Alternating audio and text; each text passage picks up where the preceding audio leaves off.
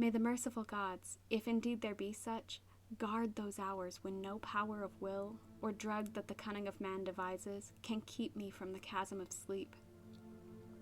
Death is merciful, for there is no return therefrom, but with him who has come back out of the nethermost chambers of night, haggard and knowing, peace rests nevermore. Fool that I was to plunge with such unsanctioned frenzy into mysteries no man was meant to penetrate. Fool or god that he was, my only friend, who led me and went before me, and who in the end passed into terrors which may yet be mine.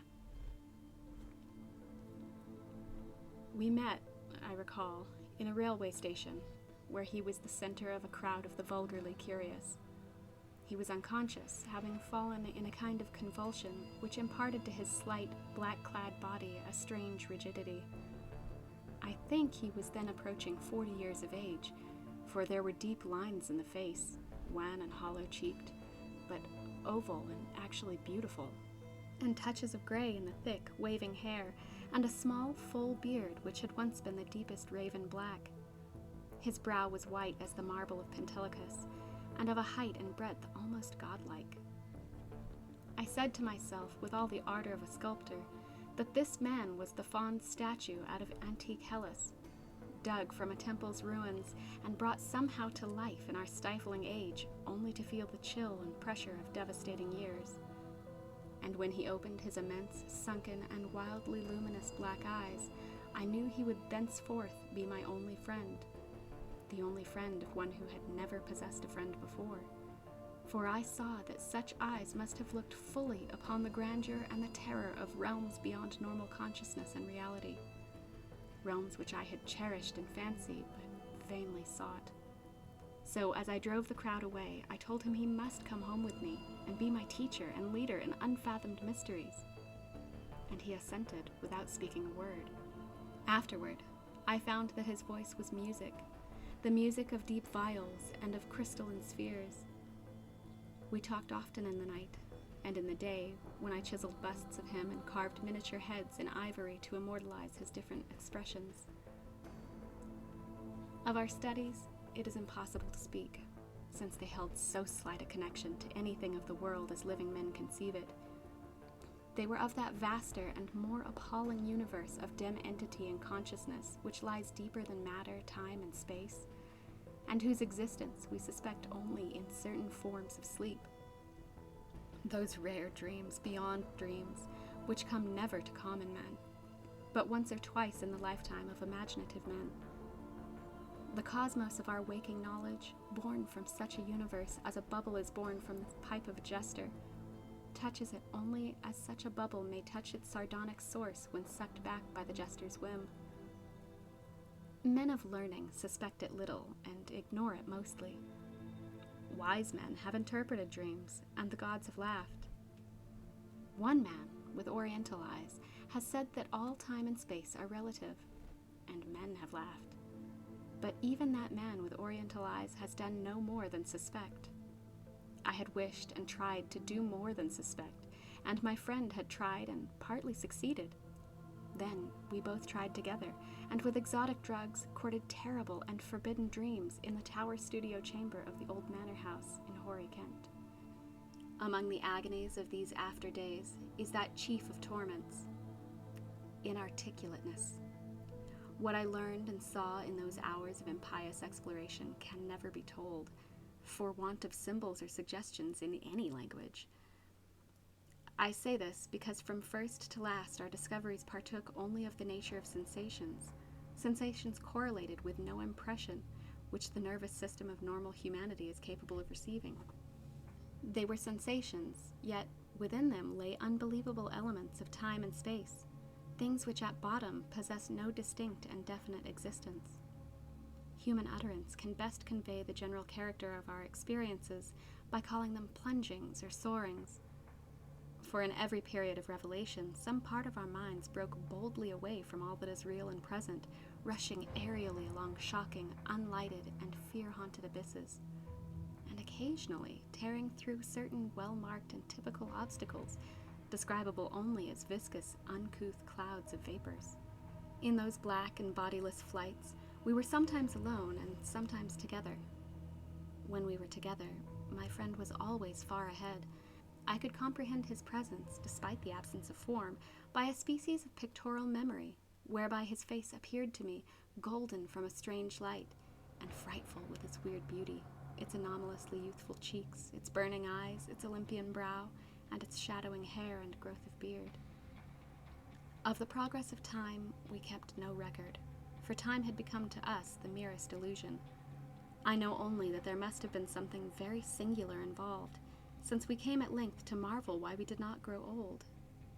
Our discourse was unholy and sometimes hideously ambitious. No god or demon could have aspired to discoveries and conquests like those which we planned in whispers. I shiver as I speak of them, and dare not be explicit. Though I will say my friend once wrote on paper a wish which he dared not utter with his tongue, and which made me burn the paper and look affrightedly out of the window at the spangled night sky. I will hint, only hint, that he had designs which involved the rulership of the visible universe and more. Designs whereby the earth and the stars would move at his command, and the destinies of all living things be his. I affirm, I swear, that I had no share in these extreme aspirations. Anything my friend may have said or written to the contrary must be erroneous, for I am no man of strength to risk the unmentionable spheres by which alone one might achieve success.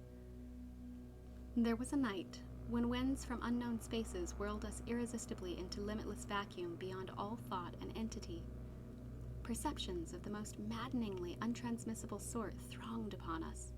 Perceptions of infinity which at the time convulsed us with joy, yet which are now partly lost to my memory and partly incapable of presentation to others. Viscous obstacles were clawed through in rapid succession, and at length I felt we had been borne to realms of greater remoteness than any we had previously known.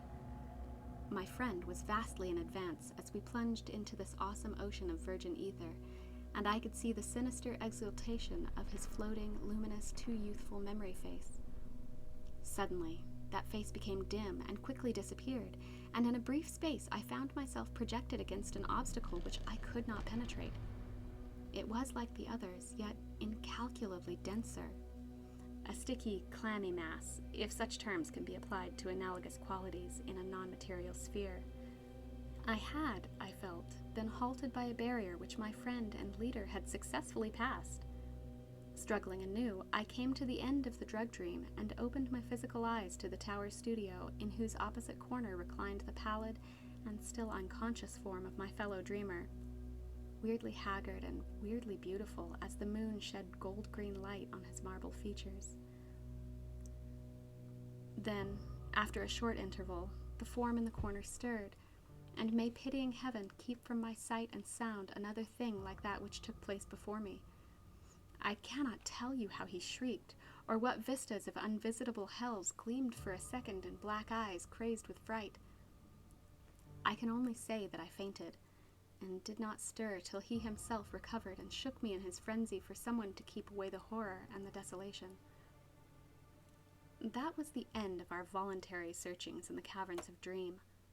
Awed, shaken, and portentous, my friend, who had been beyond the barrier, warned me that we must never venture within those realms again. What he had seen, he dared not tell me, but he said from his wisdom that we must sleep as little as possible, even if drugs were necessary to keep us awake. That he was right, I soon learned from the unutterable fear which engulfed me whenever consciousness lapsed. After each short and inevitable sleep, I seemed older, whilst my friend aged with a rapidity almost shocking. It is hideous to see wrinkles form and hair whiten almost before one's eyes.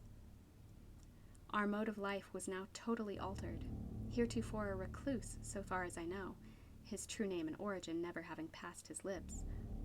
My friend now became frantic in his fear of solitude.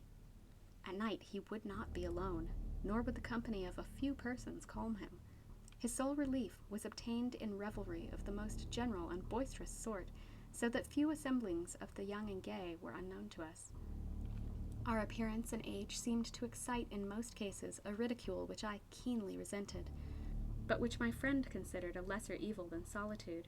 Especially was he afraid to be out of doors alone when the stars were shining, and if forced to this condition, he would often glance furtively at the sky as if hunted by some monstrous thing therein. He did not always glance at the same place in the sky.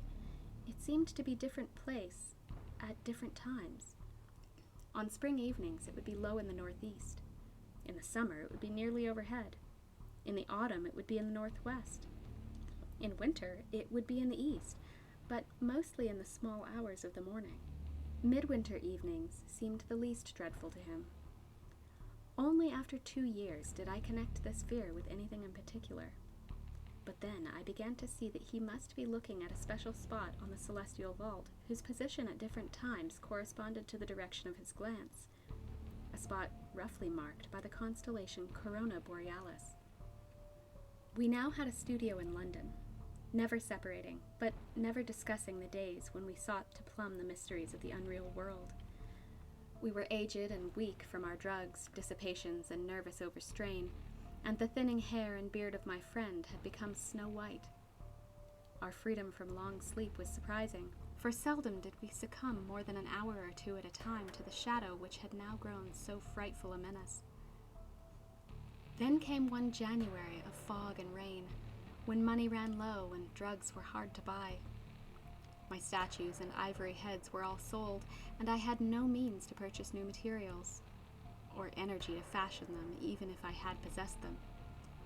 We suffered terribly, and on a certain night my friend sank into a deep-breathing sleep from which I could not awaken him. I can recall the scene now, the desolate, pitch-black garret studio under the eaves with the rain beating down, the ticking of our lone clock, the fancied ticking of our watches as they rested on the dressing table, the creaking of some swaying shutter in a remote part of the house, certain distant city noises muffled by fog and space, and, worst of all, the deep, steady, sinister breathing of my friend on the couch. A rhythmical breathing which seemed to measure moments of supernal fear and agony for his spirit as it wandered in spheres forbidden, unimagined, and hideously remote. The tension of my vigil became oppressive, and a wild train of trivial impressions and associations thronged through my almost unhinged mind. I heard a clock strike somewhere, not ours, for that was not a striking clock, and my morbid fancy found in this a new starting point for idle wanderings. Clocks, time, space, infinity, and then my fancy reverted to the locale as I reflected that even now, beyond the roof and the fog and the rain and the atmosphere, Corona Borealis was rising in the northeast. Corona Borealis, which my friend appeared to dread, and whose scintillant semicircle of stars must even now be glowing unseen through the measureless abysses of ether.